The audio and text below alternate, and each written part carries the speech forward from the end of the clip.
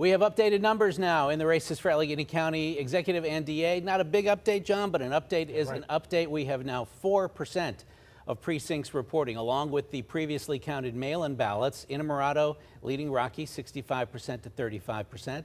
It's in the race for Chief County Executive. And then in the race for Allegheny County District Attorney, it's Dugan with 59%, Zapala 41%. Again, 4% of precincts reporting. John, is there anything to be made of these early numbers? Absolutely nothing.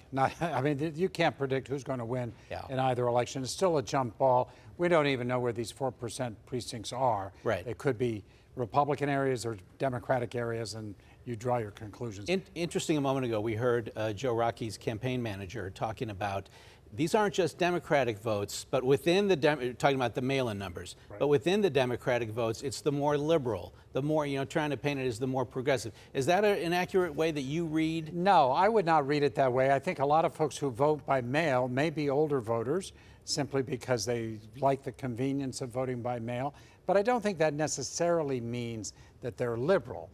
They could be older, and they certainly are overwhelmingly Democratic. Because I think it's about 78% of the voters voting by mail are Democrats. Right. Which is why those numbers for Rocky and Zapala are significant, but not enough to say that they've won the election yet. Right. Okay.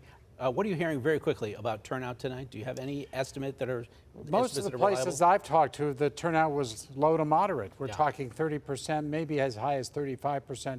But certainly the vast majority of folks in Allegheny County and throughout Pennsylvania are not voting tonight. They're just not voting. Okay.